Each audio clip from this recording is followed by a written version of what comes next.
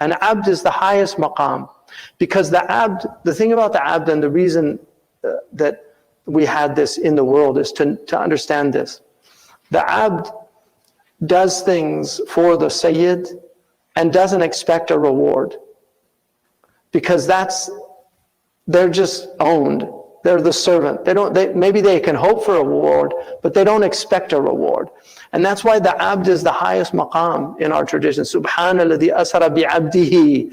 He called him, he didn't say bi-nabiyyihi. He could have said with his prophet on the Isra, but he said bi'abdihi because the ubudiyyah is the highest. The hur does things and he's independent in that way. Whereas the abd is a servant. The abd is mamluk. And so the real servant is the one that doesn't expect anything from his Lord. La ikraha fid-din. There's no compulsion in the religion. True religion is you don't feel compelled. True religion comes from the heart. Compulsion is when you feel compelled to do something. You feel obligated to do it. True religion, the religion of the abd, is the religion of one who's doing it without expecting anything, wanting to do it for their Sayyid. So then he says, and who taught us on the tongue of his Prophet ﷺ how to praise him, and gave us desire for that divine presence. And we ask him to give benedictions upon our Prophet ﷺ, Muhammad wa ala alihi, and his family, and to guide us to the dalil, with the clearest of proofs, to the most successful of paths, with the strongest of demonstrations, on the clearest of roads. The mahajja, taraktukum ala al-mahajjat al-bayda. I've left you on this wide road that's clear, easy to traverse. So he says then Abu Qasim, that was his kunya, Abu Qasim. And there's a hadith, la tukannu bi kunyati, don't use my kunya. They say that that's only in his time. I mean, there's a khilaf, but the majority of ulama said it was only for his time, so that people wouldn't have his name. They also tended to avoid that name, the Prophet ﷺ, because they never wanted to hear the Prophet, his name cursed or spoken ill of. Which is why in some cultures they actually changed, like they go from Muhammad to Mehmet. They actually change it for that reason. Or they shorten it, abbreviate it in other places. So he's Abu Qasim, and he's called Ar-Raghib. Sometimes he's Mufaddal, sometimes he's Fadal al-Asfahani. He was born in Isfahan, probably sometime in the late 4th century, around maybe 360 something. I mean, he was already active by he might have even been earlier than that. Bizarrely, there's a complete difference of opinion about his death date. So some say that he died in the early part of the 5th century, and that's Imam Suyuti's opinion in Wa'at al-Nuhat. And you'll find on the Wikipedia page on him that he died in 502, which is not possible. So some say he died in 535. So he's one of the few ulama in the history of Islam that there's literally an entire century of difference of opinion about his death date. So we don't know. But the strongest opinion is that he died somewhere in the early period of the 5th century, probably around 410, 420 maybe. He might have even reached higher than that. The minister that he wrote this for was in power in the late 4th century, so around 380, 390. So then he says, هذه رسالة في تصير نشأتين وتحصيل سعادتين. This is an epistle, so it's a risala. It's not really a book. It's called a kitab, but it's not that long. It could be easily written in maybe 50 pages in short, in tighter script. So he says about the نشأتان وأما نشأتان فإحداهما المذكورة في قوله تعالى ولقد علمتم النشأة الأولى فلولا تذكرون. So you were aware of the first creation, the first nash'ah. Would that you would remember. So that's the first one in Surah Al-Waqi'ah. والثانية المذكورة في قوله تعالى ثم الله ينشئ النشأة الآخرة إن الله على كل شيء قدير. And then Allah creates the second nash'ah. So this is the one in the afterlife. The second nash'ah is in the afterlife.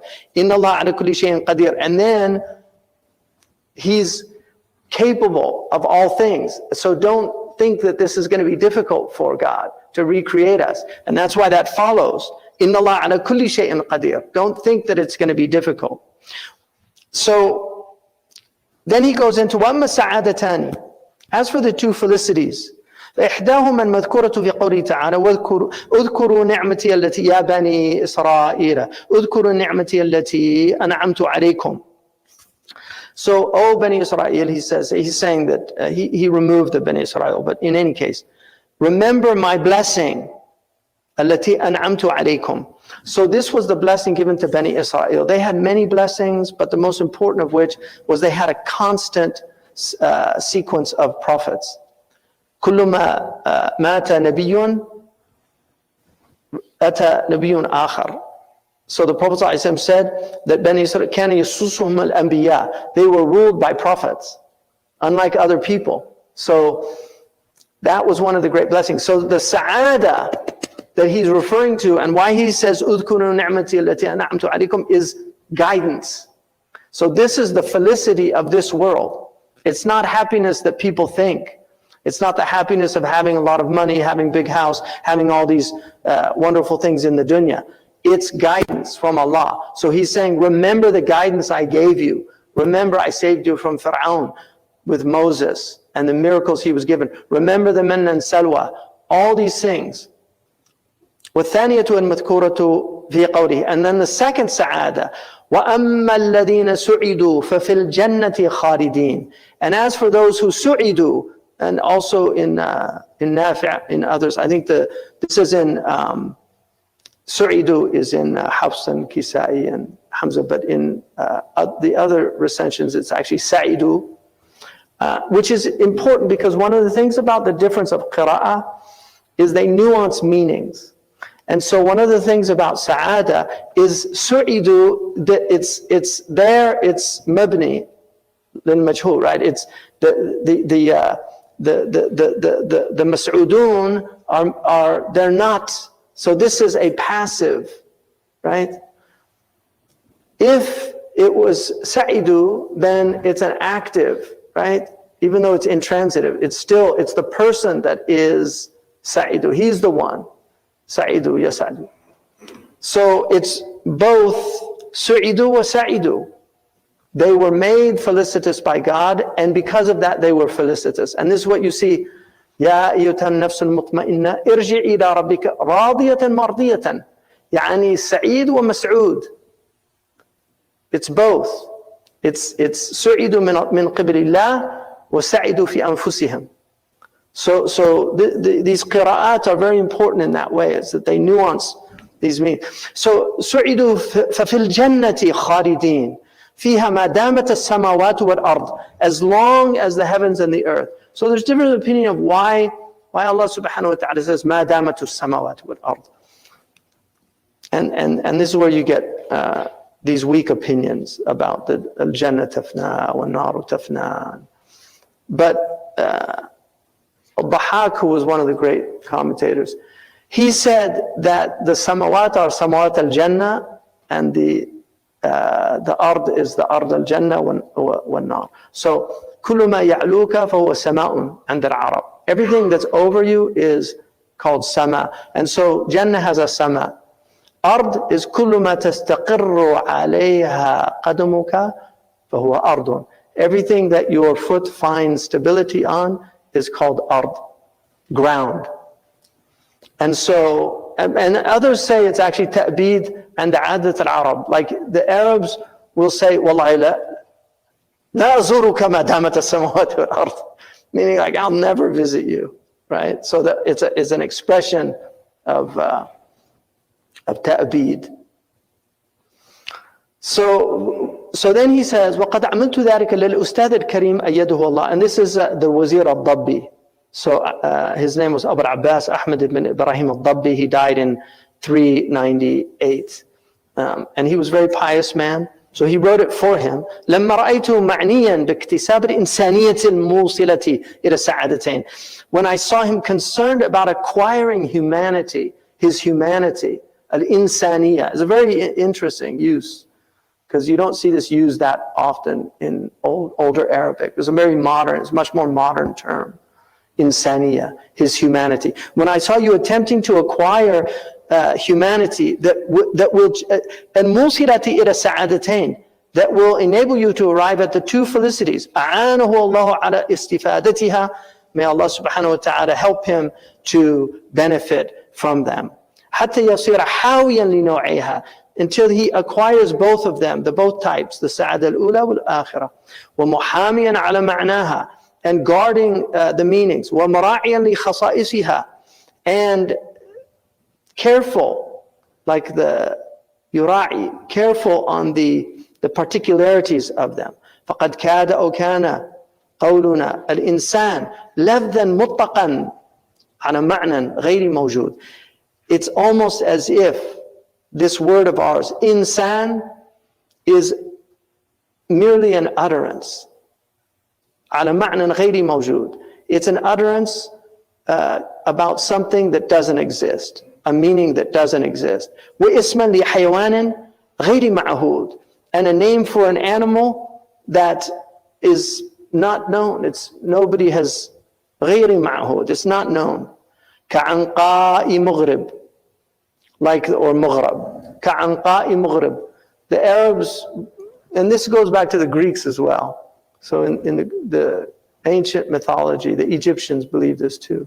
There was a bird in the desert of Arabia called the anqa, and every 500 years it would reemerge and fly.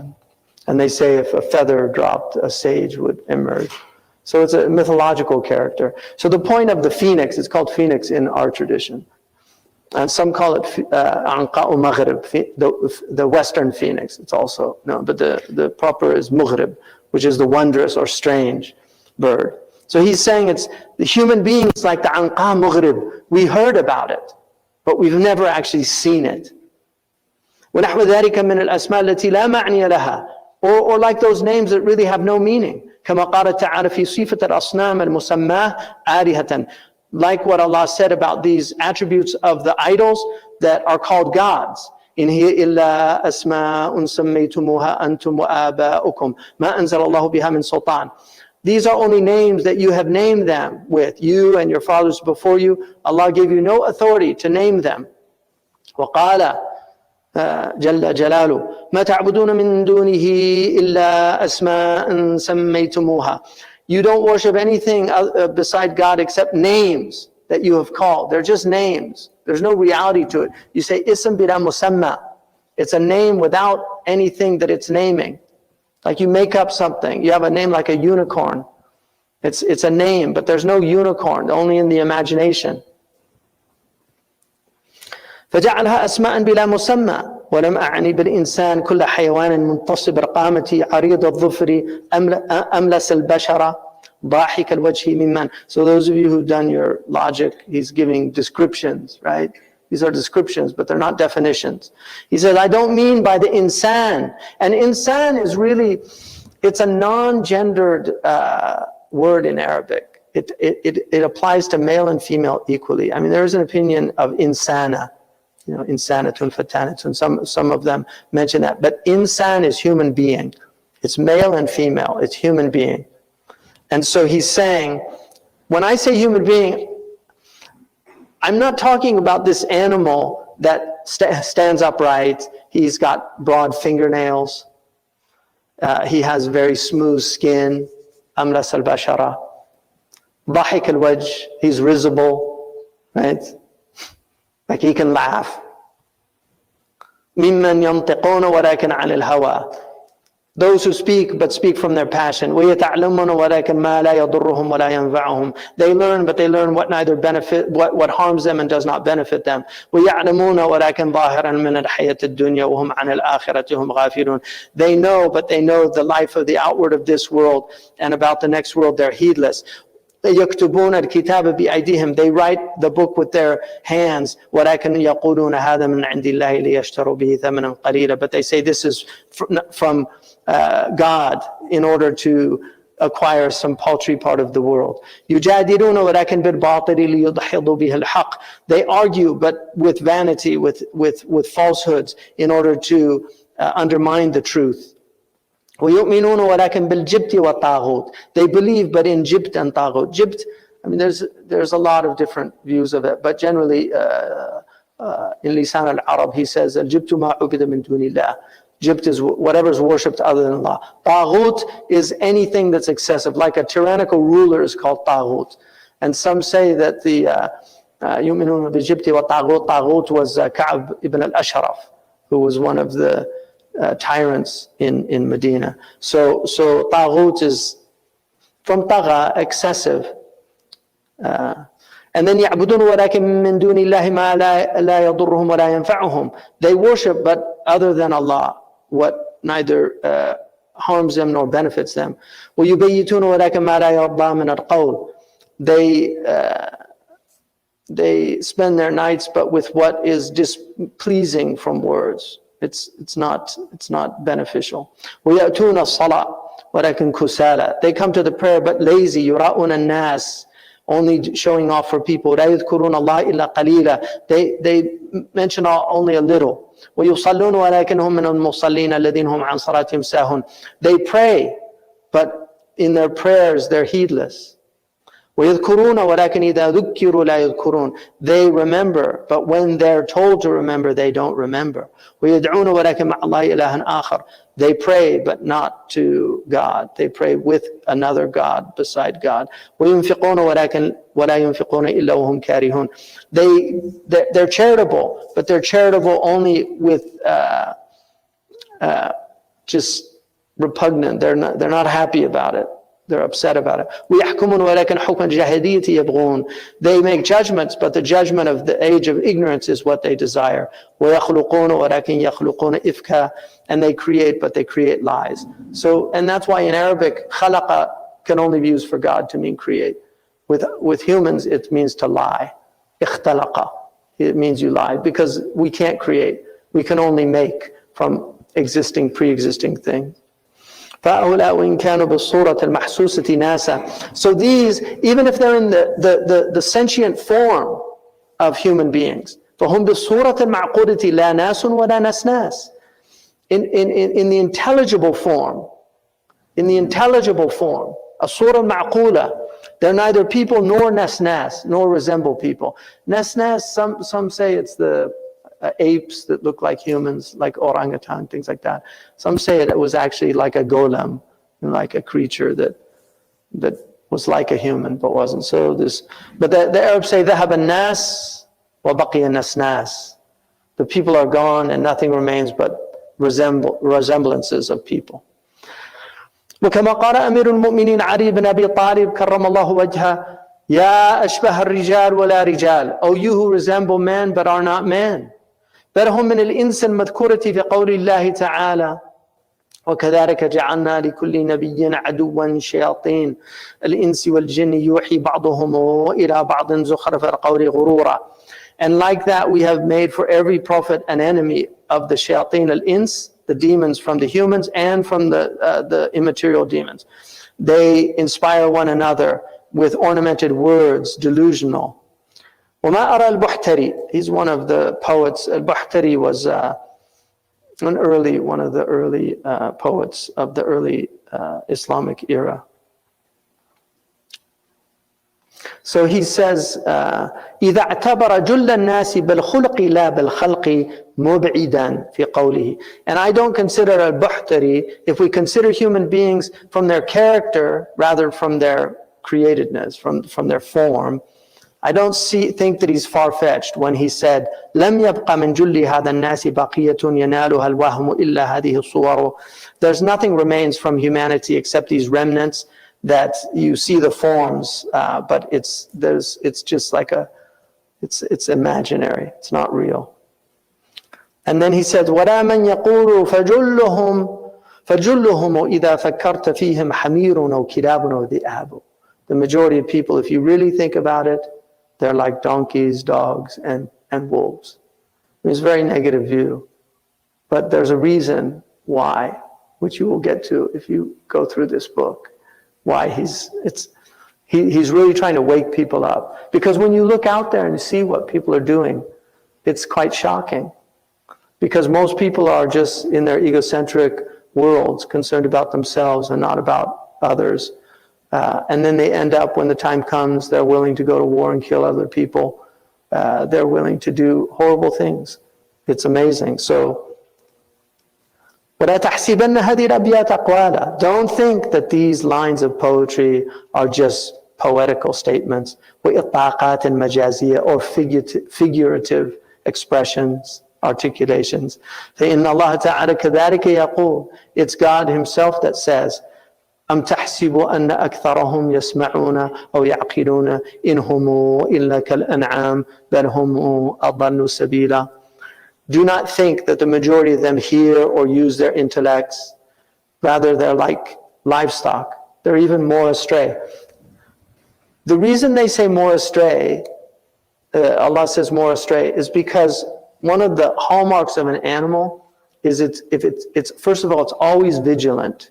Like if you think about animals, they're always vigilant. Even the cows, when they're just eating, if somebody comes, they get up immediately. And if they think there's any danger, they run. You'll see them run away.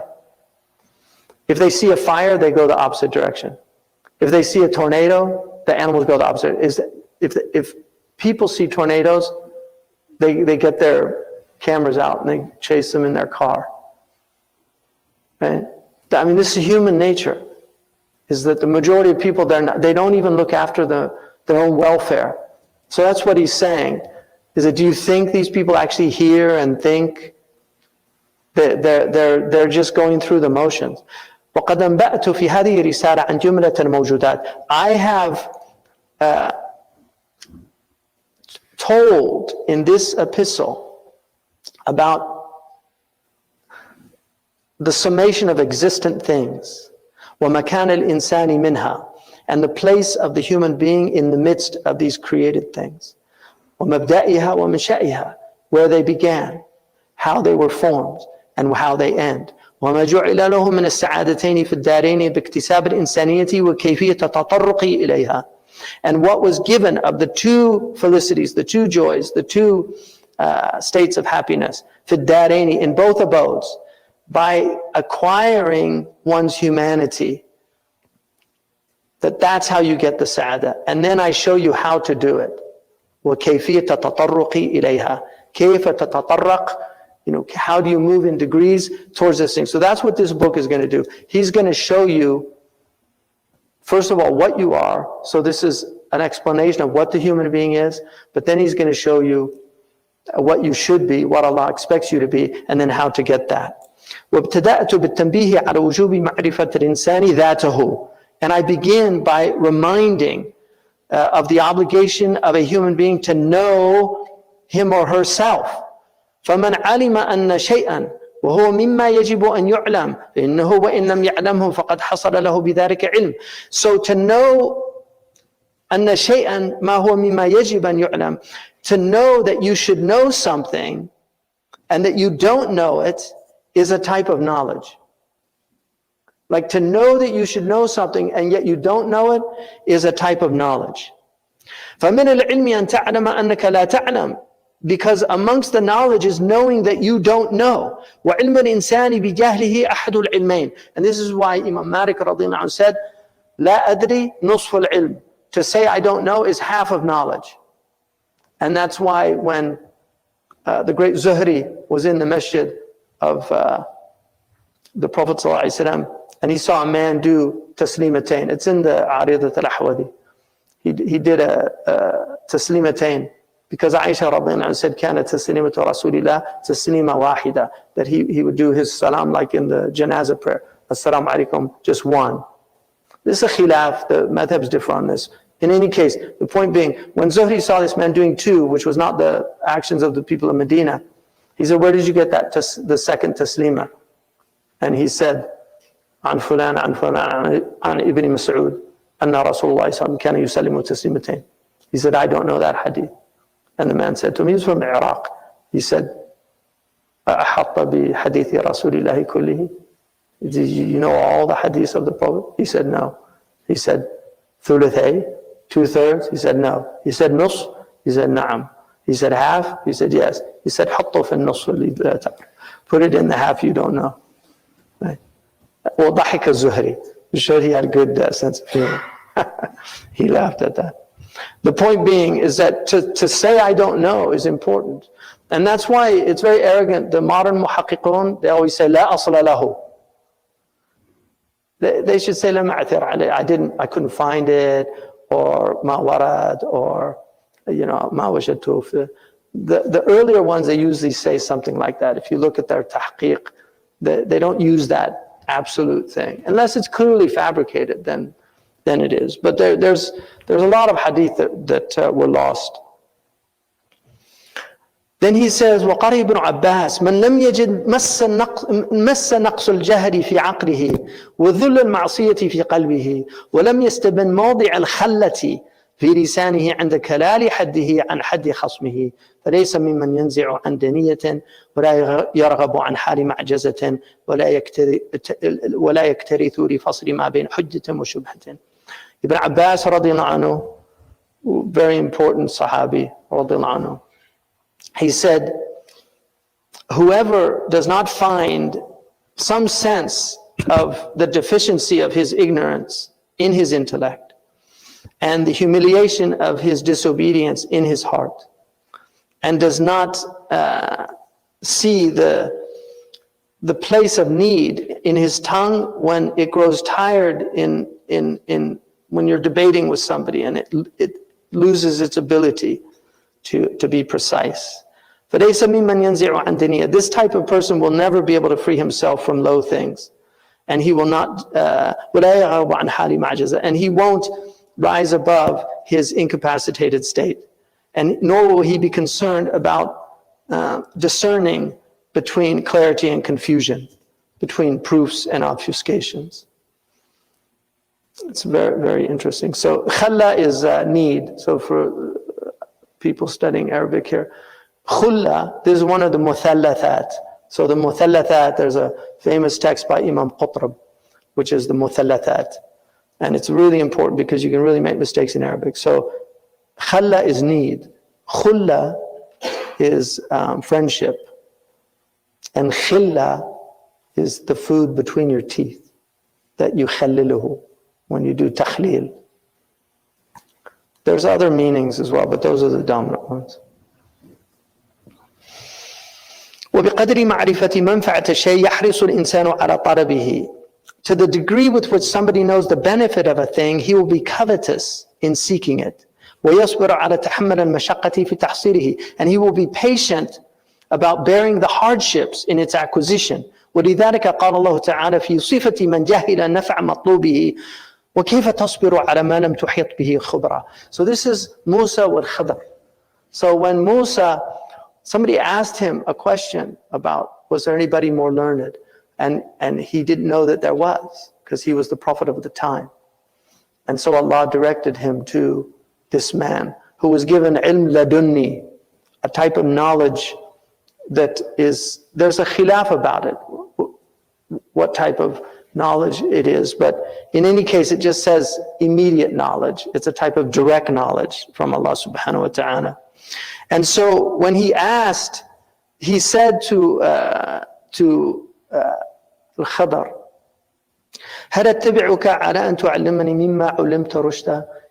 Will you allow me to follow you to learn something of what you have been taught of knowledge? And the Ahl al-Tafsir point out that he asked with great adab by saying ulimta and used the passive verb, what you have been given of knowledge, right? Not what you know, what you have been given of knowledge. And so he says, when he says to him, to ask that, قَالَ إِنَّكَ لَن تَسْتَطِيعِ مَعِي الصَّبْرَ. You won't be able to be patient with me. So then they go through their journey and he keeps asking questions and he finally tells him in the end, هَذَا فِرَاقُ بَيْنِي وَبَيْنِكَ. This isn't working out. And then he gives him the ta'wil of everything. And what's interesting, when he gives him the ta'wil, he tells him, ذَلِكَ تَأْوِيلُ مَا لَمْ تَسْتِعْ. And he doesn't say تَسْتَطِعْ. So in the first one he says, لَن تَسْتَطِعْ. You will not be able to bear with me. So as you know, زِيَادَةَ الْمَبْنَى تَدُلُّ عَلَى زِيَادَةَ الْمَعْنَى. You have more letters in the word, there's some more complexity in the meaning. So once he learns, he gives them the tasdi'. He removes the ta and gives them the tasdi', because now he understands. Musa. فَاعْرَفْ أَيُّهَا الْفَاضِلِ. And this is something, I mean, he's maybe talking to the wazir, but he's also talking to us. And this is something that the ulama do. When they write their books, they often call you by your virtue, because they're calling to something high in you, trying to awaken that in you. So know the fadilat al-insaniyya, the virtue of being human, of achieving humanity. Know the virtue of it. وَمَا أُعِدَّ مِنَ الْفَلَاحِ لِمَنْ تَزَكَّى. And what has been prepared of success from the one who has purified himself or herself. كَمَا قَالَ تَعَالَى قَدْ أَفْلَحَ مَنْ زَكَّاهَا. He has succeeded, the one who has caused the soul to grow. Zakkaha. So zakka, yuzakki, is to purify, but it's also to make grow, to make something grow. So you're growing in your humanity.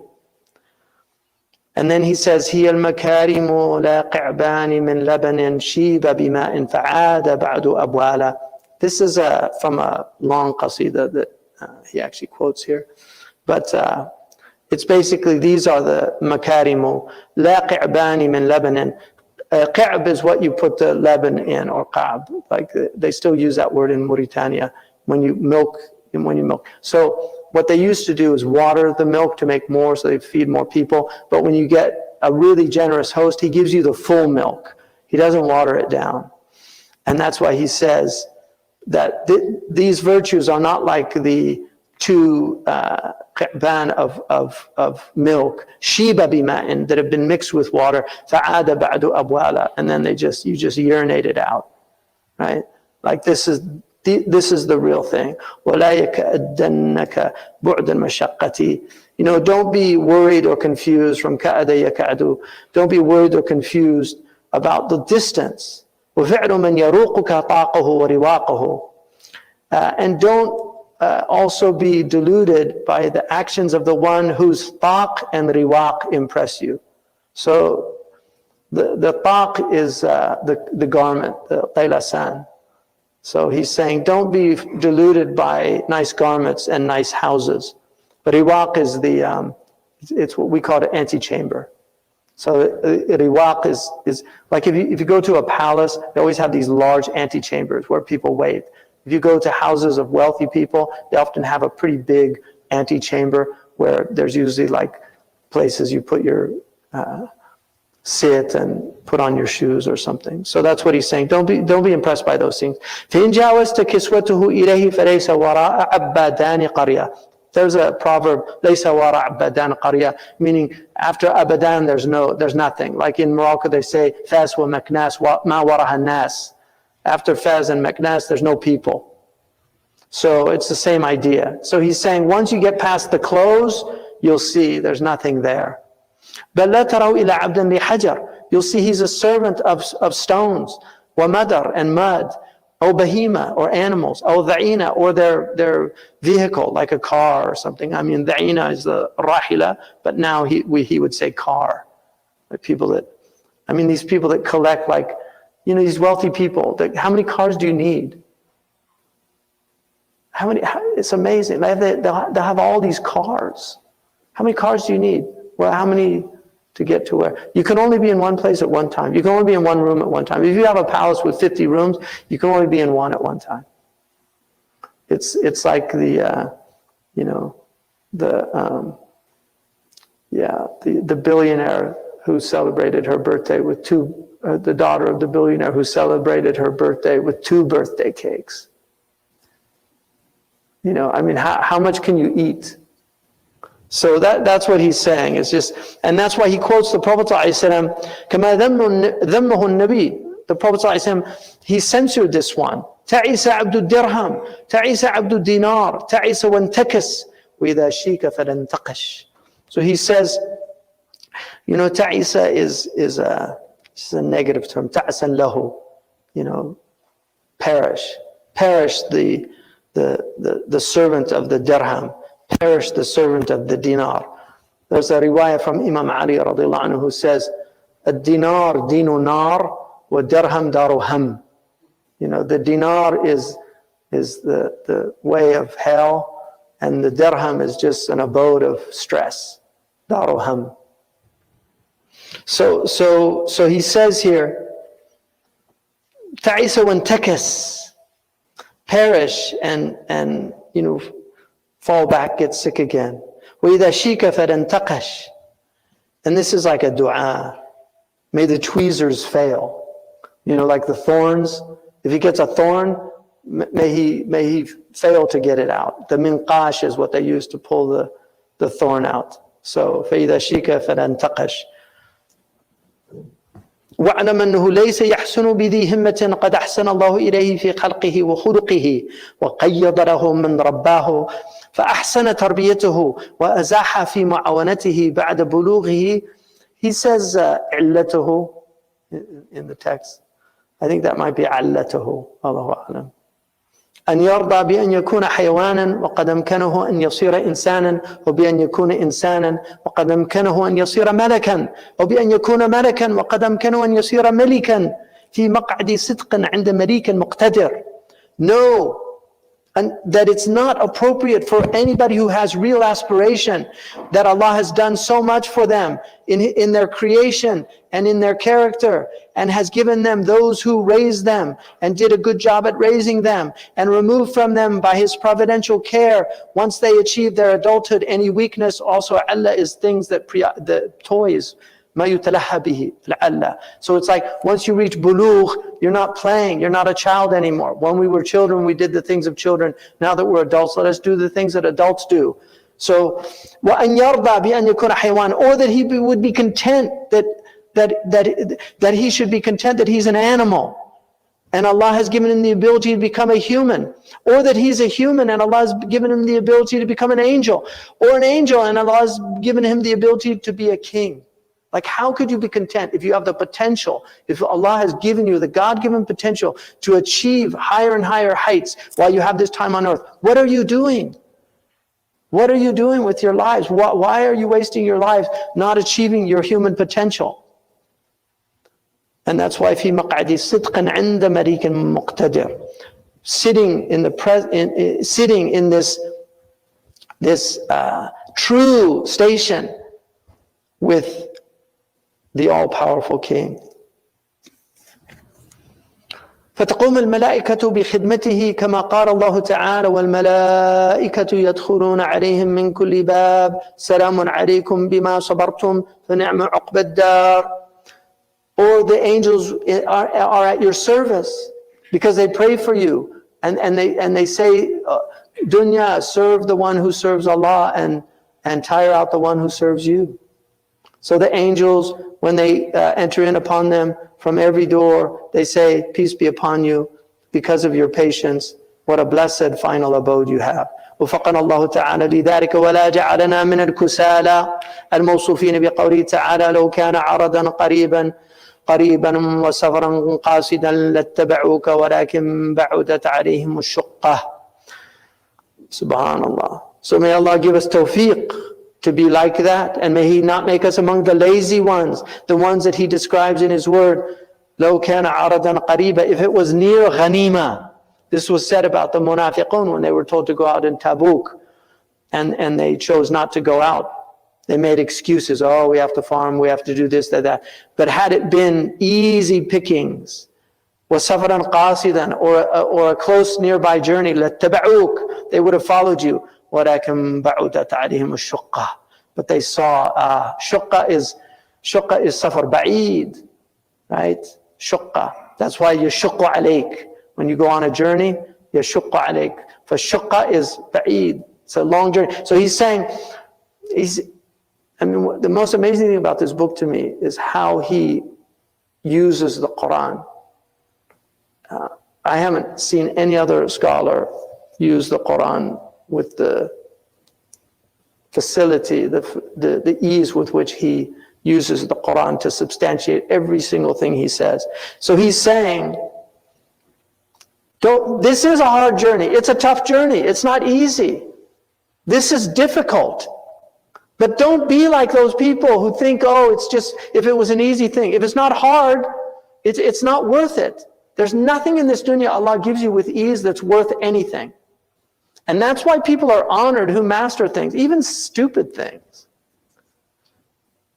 You know, people can shoot 3-pointers one after another, and they're just held up. Why? Because they went out every day for 8 hours a day, and they wasted their entire youth mastering how to put a ball into a hoop. And because they did that, because they went through that difficulty and that discipline, people acknowledge it. That's the dunya. People will acknowledge excellence, but they will not acknowledge batala. They won't acknowledge the hobo or the bum. You can have all your sentimentality about these things. We're all equal. We're not all equal. We're not all equal. We're given equal capacity to know Allah subhanahu wa ta'ala to some degree. In other words, everybody has the ability, from the lowest of the low to the highest of the high, to have some degree of knowledge of Allah. But people are vessels. There's quarts, there's pints, there's little thumb, those thimbles. But everybody can have the cream that God has designated to know Him. And so He's saying it's difficult. Don't be like those munafiqun, who they would have followed you had they not seen, this journey is too difficult, it's too hard. جعلنا الله وإياك من المؤمنين الموصوفين بقوله هو الذي أنزل السكينة في قلوب المؤمنين ليزدادوا إيمانا مع إيمانهم. Those who the sakina came down in the hearts of the believers in order for them to increase in faith with their already existing faith, so they're growing. وبقول أولئك كتب في قلوبهم الإيمان وأيدهم بروح منه. Those who Allah has decreed, has written in their hearts faith, and has supported them with ruh minhu. I mean, the Prophet ﷺ used the Holy Spirit, the Holy Ghost, ruh al-Qudus. He said when Hassan ibn Thabit was going to recite some poetry against the mushrikeen, he said, "Ahju wa ayyadaka bi ruh al-Qudus." So there's angelic inspiration, there's angels that will inspire you. There's your own ruh will be supported. Allah subhanahu wa ta'ala will give you lutf and enable you. حتى لا نغتر بما هو كالسراب بقيعة يحسبه الظمآن ماء حتى إذا جاءه لم يجده شيئا. So don't be like the people, their actions are like a mirage. بقيعة يحسبه الظمآن ماء. The one who's thirsty sees water, the mirage in the desert. He sees water. And then he comes to it and he finds nothing. وَوَجَدَ اللَّهِ عِنْدَهُ. That's where he'll realize, oh, I wasted my life. وَجَدَ اللَّهُ عِنْدَهُ فَوَفَّاهُ حِسَابُهُ. Allah will then requite him for his bad deeds. وَاللَّهُ سَرِيعُ الْحِسَابِ. Allah is quick in reckoning. What time is it? 6:30. So that's the first chapter, that's Muqaddimah. Let me quickly go through just so you can get an idea of what he's going to do. This is not long. So the first chapter, which I'll do in the next class, which to me is one of the most important. I mean, the nice thing about this book is it answers most of the questions people have. And this book is not just for Muslims. This is an anthropology based on reality. It really is. Anybody that reads this with an open heart, I think they have to realize that the profound truth of what's in this book is just so clear. And he covers everything. He tells us the 7 reasons why people differ in their abilities. The first one being genetics. He calls it qina wa amzija. You know, the actual material that you're made of. People are made of different material. And we don't know. These are mysteries. of why some people have immense health in this life, some people have great health tribulations. These are the things Allah subhanahu wa ta'ala has determined.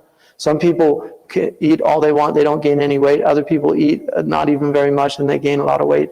These are the genetics of people that differ based on where you came from, who your parents were, who your ancestors were, what type of food you were raised on, many, many things. But he goes through all of them. He explains the mystery of iniquity. It's amazing, his understanding of why evil afflicts people and comes down to them.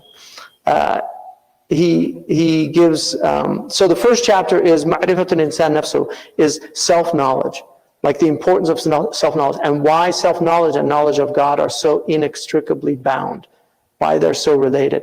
The second chapter is Dhikru Ajnas al-Mawjudat, looking at the different genuses of existent things, وَمَوْضِعِ الْإِنسَانِ مِنْهَا, and the position that the human being has in those things. The third chapter, ذِكْرُ الْعَنَاصِرَ الَّتِي أُوجِدَ الْإِنسَانُ مِنْهَا, the elements that the human being was created from them. The fourth chapter, ذِكْرُ قُوَّ الْأَشْيَاءِ الَّتِي جُمِعَتْ فِي الْإِنسَانِ, looking at the potentialities that are gathered in the human being. تَكَوَّنَ الْإِنسَانِ شَيْئًا فَشَيْئًا. The fifth chapter looks at how the human being was created one thing after another, حَتَّى يَصِيرَ إِنسَانًا كَامِلًا, until he becomes a complete human being. And it's amazing because he shows how Adam went through 7 stages, and each one of us go through 7 stages in the wombs of our mothers. So he shows how the khalq of Adam and our khalq is related. And then in the 6th chapter, ظهور الإنسان في شعار الموجودات وتخصيصه بقوة شيئا فشيء منها, is the manifestation of the human being as this, amidst all of these created things, this special position that he has been given. The 7th is Mahiyatul Insan. What is the essence of the human being? What's his essence? The 8th chapter, Al-Insan Mustalahan Lid-Darain, why the human being is uniquely created for these 2 abodes. He's uniquely made commensurable with these 2 abodes. The 9th chapter is Tamthilu Dhat al-Insan wa Taswiruhu, is the analogies of the essence of the human being and its conceptualization. The 10th chapter, Kawn al-Insan huwa al-maqsood min al-alam wa ijadu ma'adahu li ajlihi, that the human being is the purpose of the entire world, and everything other than it was created for him. He has subjugated everything. This is called the strong anthropic principle, that everything is clearly suited for the human being. The 11th chapter is الغرض الذي لأجله وجد الإنسان, the aim that for its reason or its purpose the human being was created. The 12th chapter, تفاوت الناس ومنازلهم واختلافهم, the differences of the differences that human beings have, يتفاوتون, how they differ with one another. And the Prophet ﷺ said that my ummah will remain well as long ما زال يتفاوتون, as long as there's people of different degrees in the community. He said, فَإِذَا تَسَاوَى هَلَكُوا, when they all become the same, mediocrity, with this the modern world, is to make everybody the same. They talk about equity and equality and all these things, to make everybody the same, to remove excellence from the world, to remove those things which distinguish people from other people. All the children get a trophy, so there's no first place. Everybody feels good about themselves. Everybody feels wonderful about being mediocre.